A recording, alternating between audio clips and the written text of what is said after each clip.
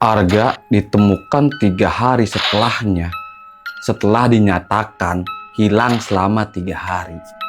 Nyatanya, Arga tidak merasa hilang. Dia hanya merasakan berjalan di suatu kampung yang penduduknya sangat ramai, dan sungguh menyenangkan buat dia. Sampai Arga tersadar ketika seorang kakek-kakek berkata kepadanya, "Kamu bukan penduduk asli sini, kan?"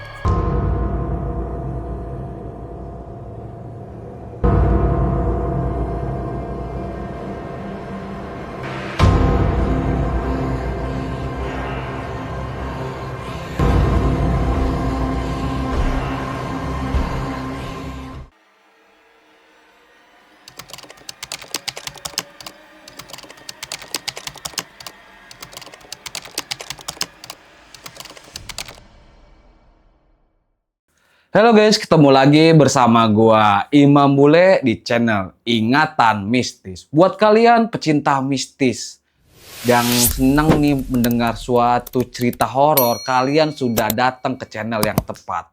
Tinggal bantu subscribe-nya, tombolnya ada di bawah. Karena subscribe itu gratis. Di malam hari ini gue mau membawakan dan ceritakan sebuah cerita, sebuah pengalaman dari seorang teman kita yang bernama Arga.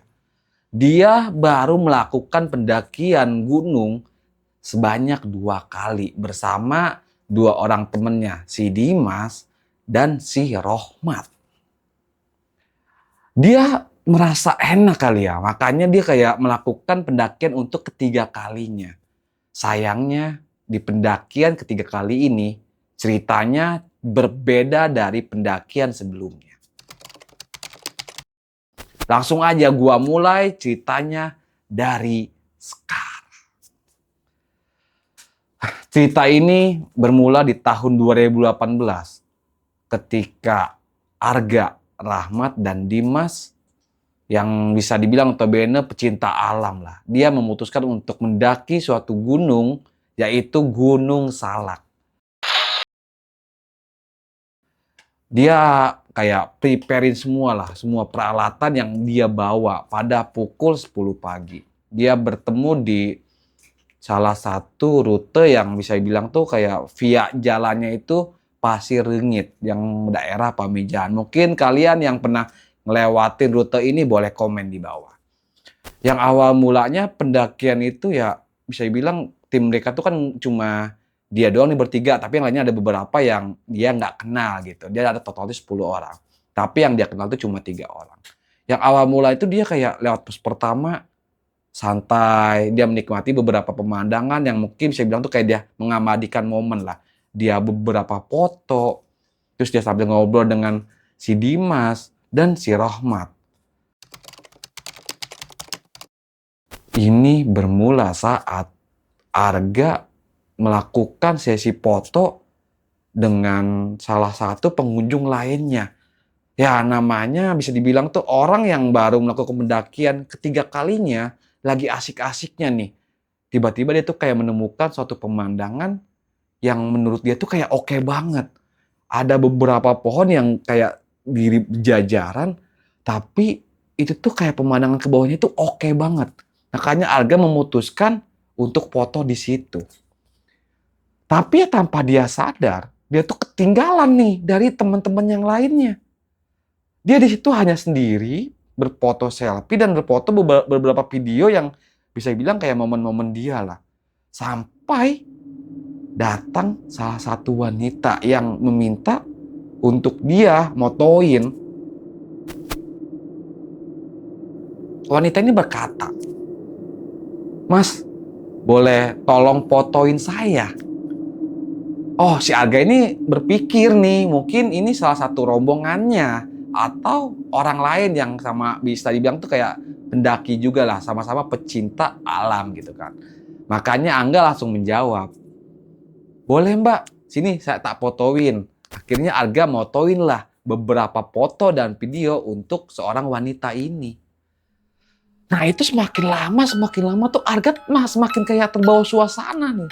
Sampai dia tuh lupa bahwa dia sudah kehilangan jejak atau emang jarak yang cukup jauh dari teman-teman yang lainnya.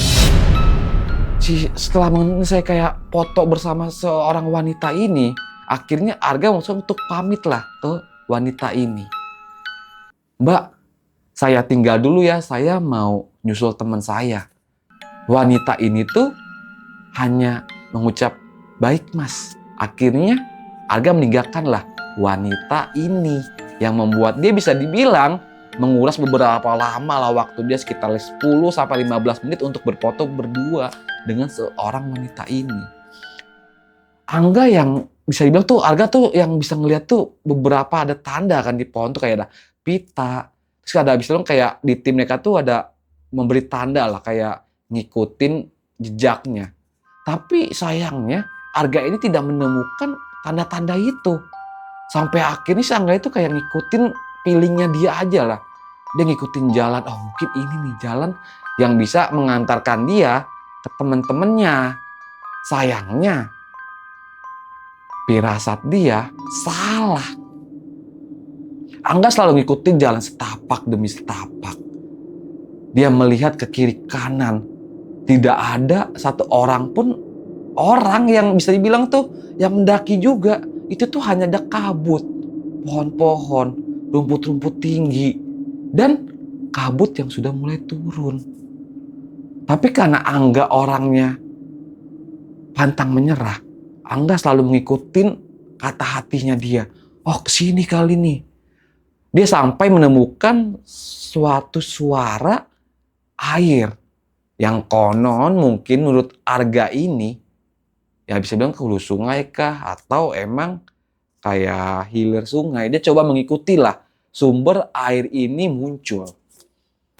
Angga ngikutin setapak, selangkah, dua langkah demi langkah. Dia ikutin terus untuk mengikuti langkah yang menuntun dia mungkin tempat yang ramai akan pengunjung atau beberapa teman dia ada di sana.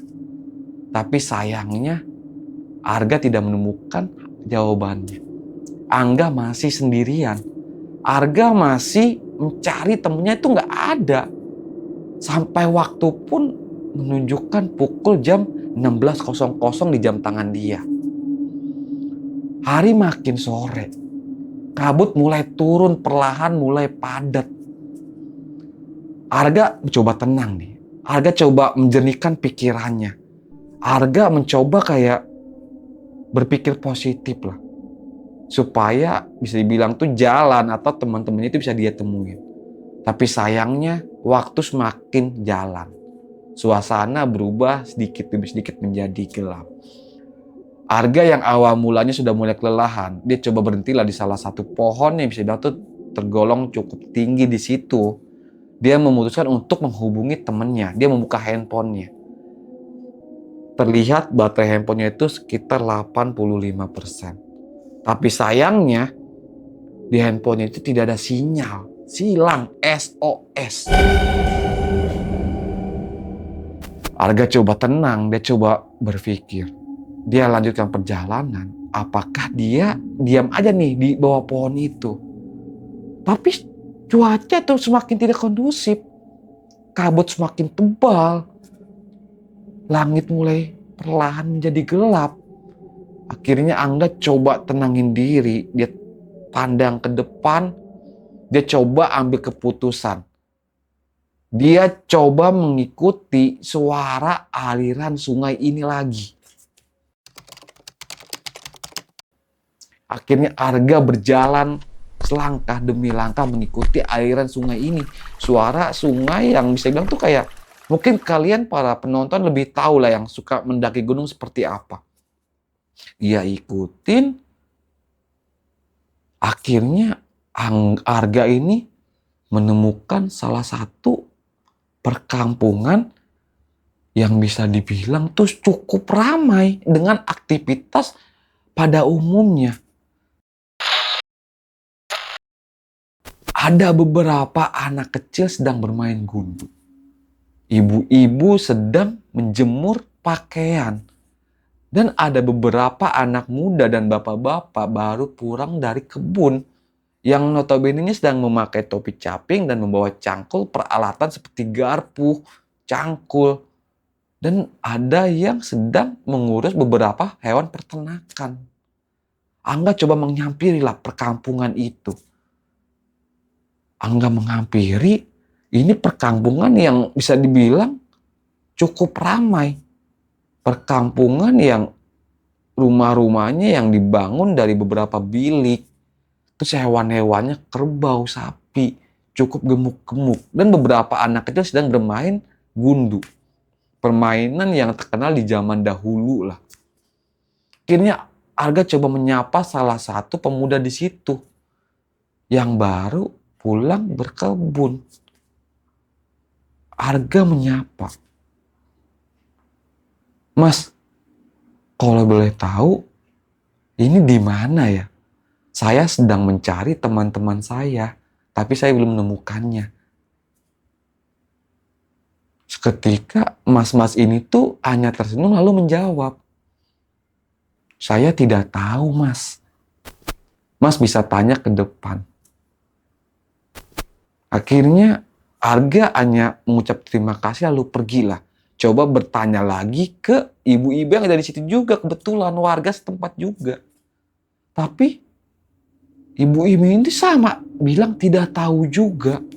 Sampailah di seorang kakek-kakek yang awal mulanya sudah melihat Arga dengan senyuman.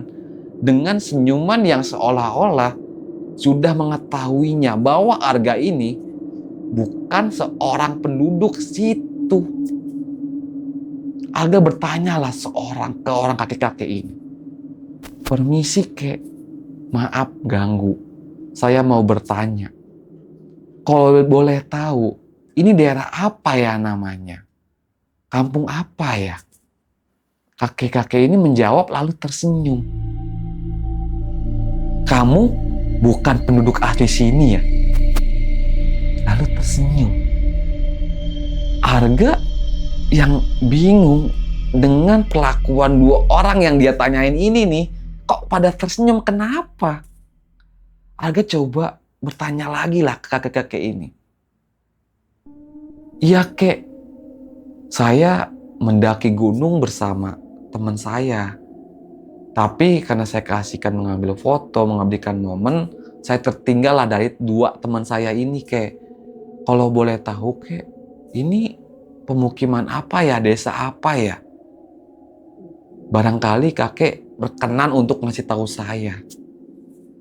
Tapi kakek ini tidak menjawab. Kakeknya hanya berkata, "Kamu bermalam dulu di sini. Nih, kamu boleh tidur di gubuk ini. Kamu istirahatlah sejenak, bersih-bersih sejenak. Tapi ingat pesan kakek. Jika ada yang memanggil saat malam hari, jangan kamu hiraukan. Jangan kamu sautin. Jangan kamu samperin atau kamu buka pintu kunci gubuk ini. Kamu cukup diem sampai besok paginya. Nanti kamu bakal tahu jawabannya seperti apa."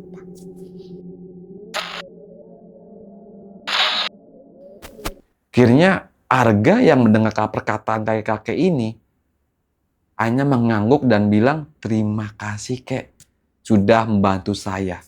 Lalu kakek-kakek ini pergi. Akhirnya Arga coba turunin tasnya, dia coba bersih-bersih lah di sana. Ya namanya masih di suatu perdesaan yang notabene belum secanggih zaman sekarang gitu kan, namanya air pemancuran, dia harus memutuskan untuk nimba dulu, untuk mandi itu nimba dulu.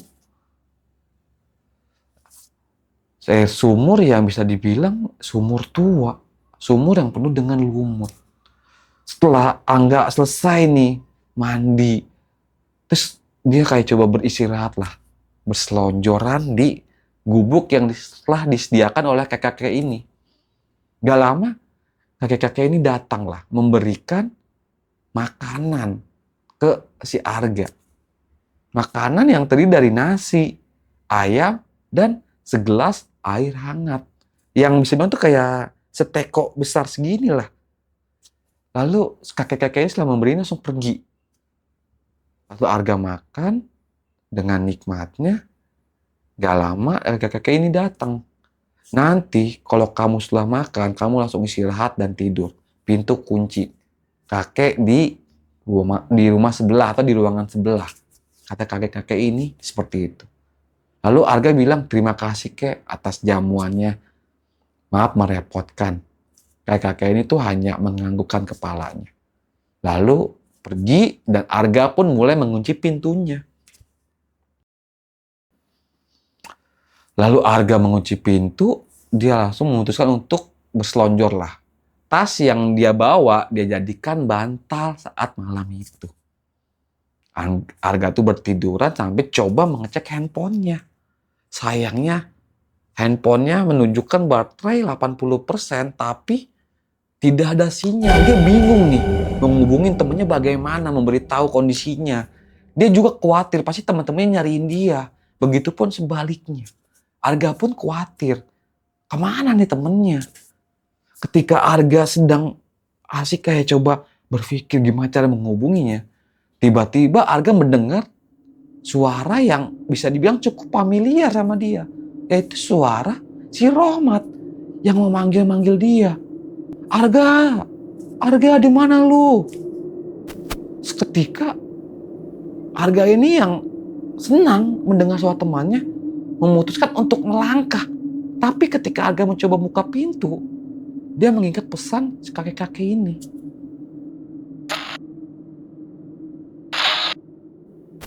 Ketika malam hari, kamu mendengar suara panggilan atau yang menyebut nama kamu, jangan pernah kamu menyamperin, kamu tanggapin, apalagi kamu buka kuncinya. Lalu Arga mengurungkan niatnya lah. Arga coba tutuplah telinganya rapat-rapat dengan kupluknya. Seperti gua saat ini, dia pakai kupluk. Akhirnya Arga coba tenangin diri, dia coba berpikir jernih, mengikuti apa pesan dari kakek-kakek ini. Akhirnya Arga tertidur. Gak lama kemudian terdengar lagi suara yang familiar untuk kedua kalinya. Tapi ini bukan suara si Rohmat, melainkan suara si Dimas. Dimas berkata manggil-manggil nama dia. Arga, kalau lu dengar suara gua, lu keluar. Kita semua nyariin lu nih. Lu udah 2 hari 2 malam gak ada kabarnya. Karena si Arga ini kayak berpikir, mungkin benar nih teman-temannya nyariin. Arga baru mau buka pintu, buka kunci. Tapi lagi-lagi suara kakek-kakek itu bergeming di telinganya dia. Jangan buka pintu, jangan ditanggepin, jangan dihiraukan. Abaikan saja semua itu. Akhirnya Arga yang baru mau bangun dan buka pintu, akhirnya mengurungkan lagi niatnya. Sampai akhirnya Arga muncul untuk tidurlah di malam hari itu. Akhirnya Arga tertidur. Sampailah keesokan harinya nih, di pagi harinya, sekitar jam 6 pagi. Arga membuka pintu dan melihat aktivitas perkampungan itu yang bisa dibilang cukup ramai. Lebih ramai dari sebelumnya. Karena emang di pagi hari kan, beberapa mungkin orang sedang beraktivitas untuk melakukan pekerjaan. Anak-anak kecil sibuk untuk melakukan berangkat sekolah, tapi tidak memakaikan sepatu. Hanya beralasan kaki aja. Ada beberapa orang, anak muda, bapak-bapak sibuk yang membawa peralatan perkebunan, ada beberapa yang membawa kerbau dan sapi. Dan ibu-ibu pun ada beberapa yang masak dan menjemur. Kayak itu Arga tuh keluar, menuju ke salah satu sumur yang tadi malam dia kayak bersih-bersih badan lah. Dia putus untuk cuci muka dan kumur-kumur saat pagi itu. Ketika selesai beres, dia coba menghampiri lah. Bisa dibilang tuh kayak salah satu tetangganya yang di depan tempat dia bermalam tadi. Dia bertanya lah ke salah satu ibu-ibu ini. Maaf bu, tadi malam ibu mendengar suara teriakan gak ya? Manggil-manggil nama saya. Nama saya Arga bu. Ibu-ibu itu tuh hanya menggeleng dan menjawab, tidak mas, mas salah dengar kali. Lalu Arga bertanya lagi ke salah satu pemuda yang lainnya. Sama, pertanyaan yang sama. Mas mendengar nggak ada orang teriak-teriak memanggil nama saya Arga. Lagi dan lagi, pemuda ini tuh hanya menggelengkan kepala, lalu Menjawab, tidak mas. Mas salah dengar kali. Lalu tersenyum dan pergi. Seketika Arga ya putus asa, dia udah menanyakan kedua orang. Langsung dia memutuskan untuk baliklah ke rumah gubuknya ini yang tempat dia bermalam. Dia berdiri di terasnya, dia sambil coba duduklah di tangga. Dia coba melamun, memikirkan apakah itu benar temennya atau bukan. Tapi lamuannya hilang ketika seorang kakek-kakek ini tuh datang lagi dan menyapa Arga. Kakek-kakek ini datang lalu membawa makanan untuk Arga sarapan untuk kedua kalinya. Ditaruhlah oleh kakek-kakek ini sarapannya di meja yang bisa bilang tuh yang meja namanya yang gubukan, alasnya itu yang meja seperti biasa. Lalu Arga bertanyalah ke kakek-kakek ini. Kek, tadi malam ada yang memanggil nama saya, suara teman saya. Kakek-kakek ini hanya tersenyum. Lalu Arga melanjutkan lagi pertanyaannya. Saya tidak langsung membuka pintu, kek. Saya ingat pesan kakek, lalu saya tertidur.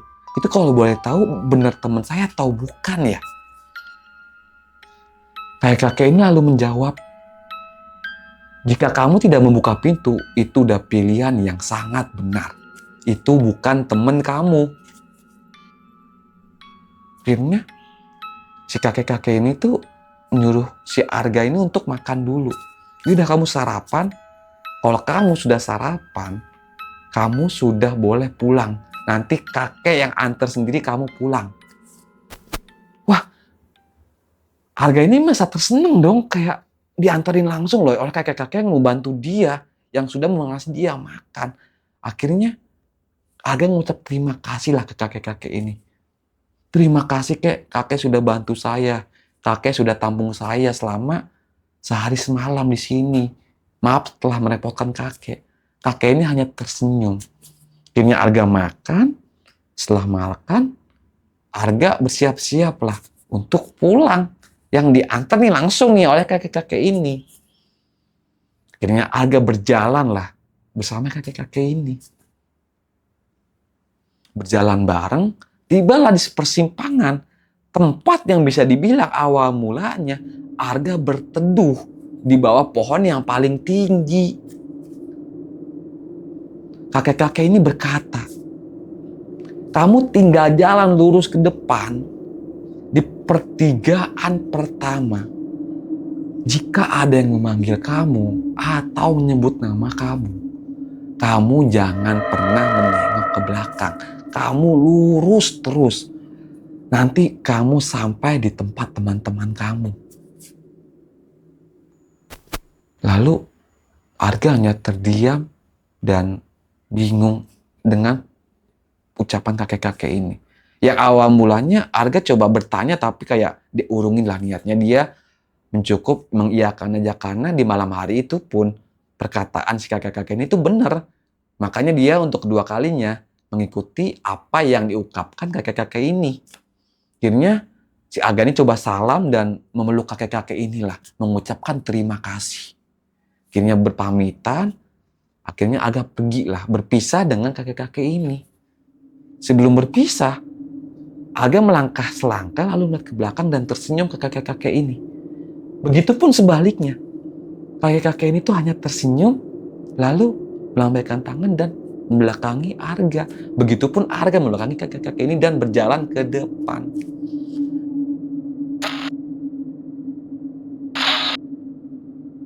Akhirnya Arga berjalanlah di siang hari itu. Arga terus berjalan, lurus. Dia tidak peduli. Entah emang ada pertigaan atau ada jalan cabang. Dia tidak memedulikan apapun itu. Arga hanya ingat pesan kakek-kakek ini. Dia hanya berjalan lurus, lurus, dan lurus. Ketika hari sudah mulai siang, matahari cuma di atas, perlahan suara yang bisa dibilang tuh yang suara sunyi berganti dengan suara panggilan.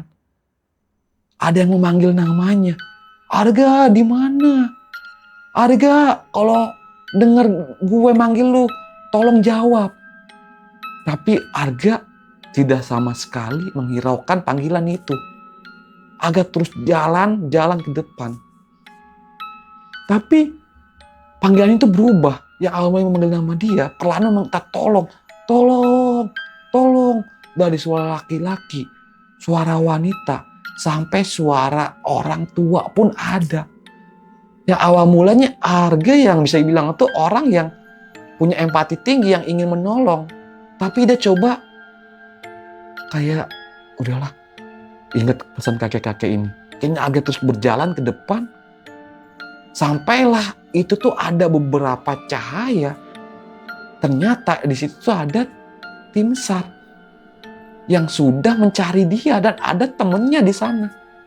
Temennya si Dimas. Si Dimas ini menghampiri si Arga.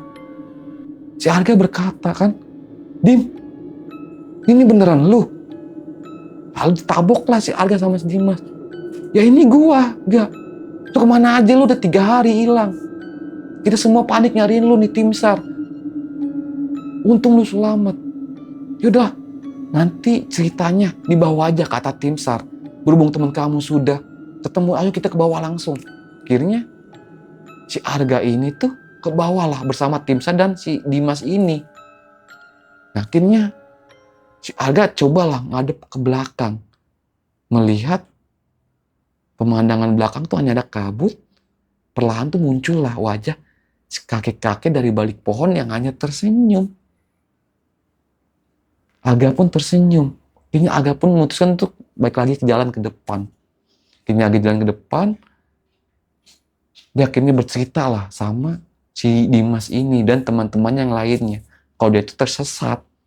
Dia itu dibantu oleh seorang kakek-kakek yang memberi kayak pertolongan pertama dia lah. Satu tempat tinggal, makanan, bahkan nunjukin jalan untuk dia pulang. Akhirnya singkat cerita nih, Arga sudah pulang ke rumah. 3 bulan kemudian nih, Arga dan teman-temannya memutuskan untuk naik lagi nih ke Gunung Salak.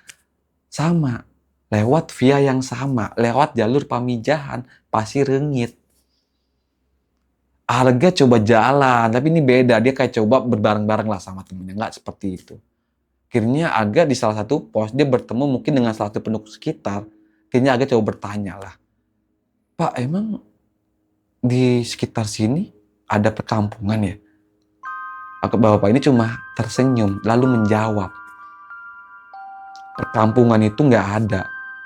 Orang yang nyampe perkampungan itu, jarang ada yang bisa kembali. Jika ada yang kembali, itu pun 1001. Dan itu wajib disyukuri." Lalu Arga hanya termenung dan terdiam.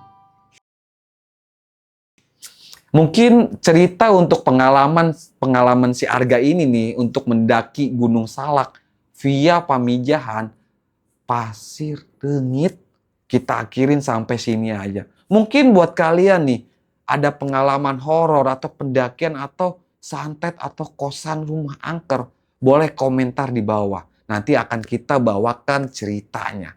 Sekian dan terima kasih. Jika ada kesalahan kata mohon diluruskan. Sampai bertemu lagi di konten selanjutnya.